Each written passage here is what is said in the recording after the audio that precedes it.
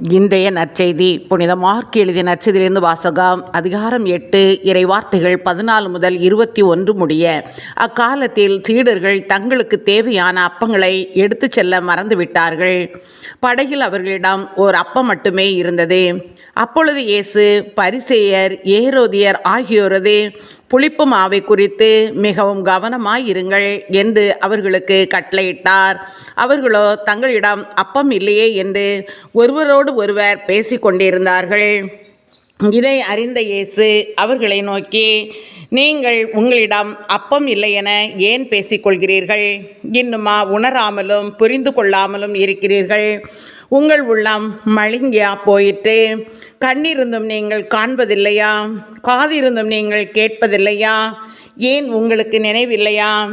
5 அப்பங்களை நான் 5000 பேருக்கு பிட்டு அளித்த போது மீதியான துண்டுகளை எத்தனை கூடைகள் நிறைய எடுத்தீர்கள் என்று அவர் கேட்க, அவர்கள் 12 என்றார்கள். 7 அப்பங்களை நான் 4000 பேருக்கு பிட்டு அளித்த போது மீதி துண்டுகளை எத்தனை கூடைகள் நிறைய எடுத்தீர்கள் என்று கேட்க, அவர்கள் 7 என்றார்கள்.